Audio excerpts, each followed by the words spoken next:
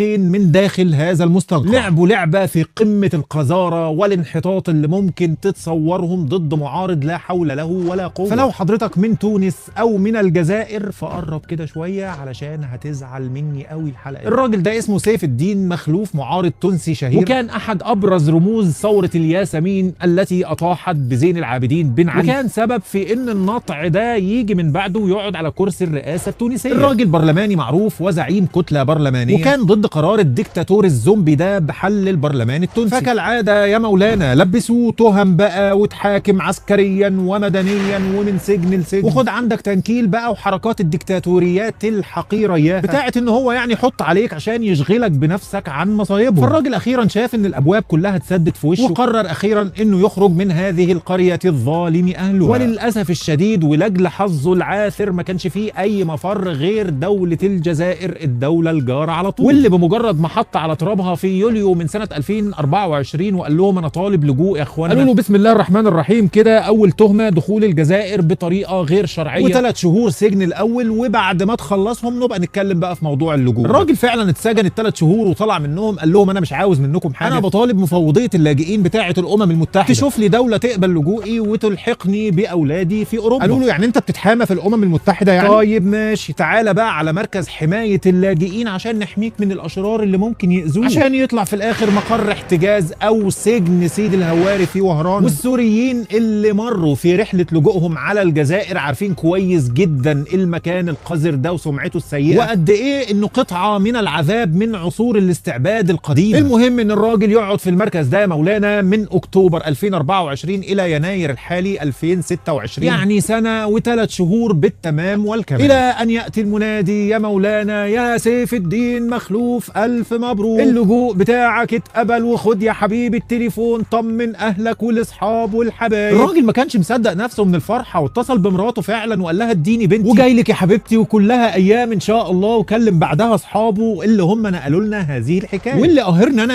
ان قصه الراجل ده ملهاش اي ذكر في الميديا العربيه رغم فضيحتها عالميا والسخريه معاها من جبلايه القرود دي اللي متسميه الشرق الاوسط. يلا بقى يا عم مخلوف على العاصمه الجزائر علشان تروح تخلص اجراءاتك. فلما وصل هناك قالوا له لا والله انت عليك مخالفه هناك في عنابه، علشان المخالفه اللي هي بتاعه دخول البلاد بشكل غير شرعي، وحاجه زي دي كان لازم يعني تتقفل قبل ما تمشي. قال لهم طب ما انا بالفعل اتحبست فيها 3 شهور يا ناس، ومع ذلك اتفضلوا المخالفه ويلا بينا نعمل التسويه. قالوا له لا، المخالفه صادره من عنابه وعليه فلازم الدوريه تاخد حضرتك كده متكلبش زي ما انت وتروح تخلصها هناك في عنابه. ولو حضرتك بقى ما تعرفش فين عنابه دي على الخريطه، فلما نبعد ونوسع الكادر شويه كده وتلاقيها على الحدود التونسيه هتفهم المجرمين وفاقدي الشرف والمروءه كانوا بيخططوا لايه اصلا من البدايه. ايوه بالظبط زي ما حضرتك توقعت كده، بمجرد الوصول هوب يلاقي نفسه في منطقه حدوديه وشرطه من الداخليه التونسيه واقفه مستنيه، وتروح العربيه تقف عندهم وانزل يا سيف هات الكلبش بتاعنا وخد الكلبش بتاع التونسيين ومضلنا هنا يا عم على استلام، وبس كده حضرتك وسلام عليكم. ورجعوا كانهم كانوا بيسلموا طرد بتنجان مثلا ولا اوردر طلبات، ويتاخد على السجن على طول هناك يا مولانا في تونس الخضراء. اي نعم هي اصبحت خضراء بشويه اكسسوارات زياده، بس اطمنوا هي لسه خضراء، وعليها زعيم كل انجازاته في الحياه سجن المعارضين. وربي ما في انجاز واحد غير انه سجن كل المعارضين من كل التيارات، وعمل من الاعلام التونسي مسخره الفضائيات وعره القنوات، ومن قيس الى ليلى فالنفوس شايله والقرعه هنا مش طايله. عار جديد يضاف الى قائمه العار العربيه تحت حكم اللئام اللي الغدر والخيانه بيجروا في دمهم، ولذلك عمرهم ما هيتحدوا ابدا ولا في ذره امل انهم يكونوا ايد واحده في يوم من الايام، لان كل واحد فيهم عارف ان التاني خاين وممكن يغدر بيه في لحظه، زي ما الاثنين المجرمين دول غدروا بسيف كده. نفس القصه بالظبط نسخه مكرره منها كانت بين العراق والكويت في يناير اللي فات 2025 لمعارض كويتي شهير اسمه سلمان الخلبي، كان عايش هنا في لندن وكان بيتردد على سفاره الكويت بالفتره للتانيه كده بيعمل هناك وقفات، وليه فيديو شهير وهو بيهاجم سفير الكويت في بريطانيا بدر العوضي وبيقول له ان آل صباح مش هينفعوك وهيعملوا فيك ويسووا كده. فالكويت كعاده المنظومه العربيه المنتنه اللي كلنا عارفينها اصدرت عليه 11 حكم غيابي، بل واسقطت عنه الجنسيه كمان. فاللي هو قشطه بقى انا كده ما بقتش كويتي خلاص، طيب ماشي اروح بقى العراق واتفسح وانشر من هناك على اساس ان الشرق الاوسط ده ملتزم بالقوانين يعني، وان فعلا ما حدش له حاجه عنده، وفعلا راح العراق وكانت غلطه عمره. خلص الراجل فسحته وهو راجع على بريطانيا هوب في لحظه يتكلبش ويتاخد من مطار بغداد ويطلعوا بيه على معبر العبدلي الحدودي اللي بين العراق والكويت. الكويت، وكان هناك وزير داخليه الكويت بنفسه استلموا وصوروه صوره مهينه ونشروها وبعتوه بعدها على السجن اللي هيقضي فيه عمره كله، ولو طلع منه هيطلع بعد عمر طويل وبدون جنسيه برضه. مفيش حاجه اسمها قانون بقى عشان تسال تقول لهم انتوا ليه بتحاسبوه وهو مش كويتي، لان الراجل امير الكويت ده مش طبيعي اقسم بالله، تحسه متخلف عقليا او عنده لوثه كده في دماغه وماشي بيسحب الجنسيات من الكويت في الشارع. في سنتين اتنين بس سحب 70,000 جنسيه من 70,000 كويتي اتولد معظمهم كويته وعاشوا العمر كله وهم كويتيين، وال70,000 دول خد بالك لسه وراهم اسر بقى وزوجات واحفاد واولاد، فقال لك يلا سحب بالتبعيه لدول كمان عشان يصبح الاجمالي تجريد 235,000 كويتي من جنسياتهم. يخرب بيتك، ده منهم اسماء تقيله جدا زي الدكتور طارق سويدان الداعيه الاسلامي الشهير، وعمر زعيتر مؤسس سلاح المدفعيه في الجيش الكويتي. شوف الراجل ده رايح لحد فين. وحتى بدر العوضي سفير الكويت في بريطانيا اللي الخالدي كان لسه بيهاجمه بسبب آل صباح من شويه، فاكر سحبوا جنسيته وعرف الخبر وهو على راس عمله في السفاره في لندن، وكانت مسخره واضحوكه عالميه. ده مجنون اقسم بالله، مش فاضل غير ان هو يسحب جنسيه نفسه، كل ما يشوف حاجه قدامه يسحبها. ما تعالجوه بدل كل هذا العبث. هو انتوا ما فيش حد فيكم محترم؟ ده اوروبا بتدي الجنسيه للي بيعيش على ارضها من 3 إلى 5 سنين يا عالم، يعني 5 سنين بس كفيله من وجهه نظرهم ان يكون عندك انتماء واتعجنت بقوانينهم وعاداتهم، وتستحق على ذلك ان انت تبقى واحد منهم وتشيل باسبورهم. انما تعيش حياتك كلها كويتي وفي الاخر يجي طرنش زي ده ويقول لك لا والله انت بلا جنسيه ويفصلك من وظيفتك ويرميك في الشارع. وخد بالك كلام كتير قوي بيتداول عن ان الحكايه وراها شيطان العرب المقرب من مشعل المفود، ومفيش دخان عموما بيجي من غير نار يعني. حتى الشيطان كمان ليه فضيحه اختطاف عبد الرحمن يوسف الشاعر المصري من لبنان في عمليه صفر فيها الواد لهطل اخوه وزير الخارجيه مخصوص من الامارات الى لبنان عشان يكرمش يعني لنجيب ميقاتي ويخليه بسرعه يوافق على التسليم. مواطن مصري ومعاه جنسيه تركيه ومعدي من لبنان من عندك ترانزيت، تقبض عليه ليه وتسلمه للامارات بتاع ايه؟ غابه بقى مولانا، واللي يقدر فيها يذبح التاني يتفضل يذبحه. وتاني بقى وتالت ورابع المواطن الاماراتي جاسم الشمسي المحتجز في سوريا، واللي ساند سوريا بألمه وصوته وقت ما خذلها الناس وتزوج من سوريا وله منها ذريه، ولما ربك سبحانه وتعالى فتح عليهم من فضله واخذ مراته وعياله ودخل بيهم لسوريا مستبشر باهلها خيرا. فهل جزاء الاحسان الا الاحسان يا سوريا؟ عاوزين تسلموه لمصير انتوا نفسكم كنتوا في يوم من الايام عن قريب بتعانوا منه وفقدتوا فيه من الاهل والاحباب ما الله سبحانه وتعالى به عليم. انتوا شايفين وملاحظين ان النبره في نصحكم مختلفه، والمفردات تأبى الا ان تكون دافئه وتحمل من العشم الكثير والكثير. فنسال الله سبحانه وتعالى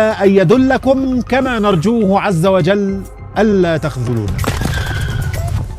الخناقه يا مولانا اللي بين السعوديه والامارات طلعت لنا حاجات جميله قوي كانت مستخبيه. قاعد انا في الكورنر كده ومرقد ومتابع فيه صمت، واذا باحد معيز السعوديه جزاه الله خيرا، ده بجد يعني، يتحفنا بمقطع حكايه، مقطع متصور من داخل الكنيست الصهيوني لعلي النعيمي الاماراتي اللي على رتبه وزير بتاع التسامح ومكافحه لا مؤاخذه التطرف. Our relationship, the UAE and Israel, we talk about the Abraham Accord agreement. We want you to look at the big picture. It's not a political agreement only. It's not an issue related to security and defense issue.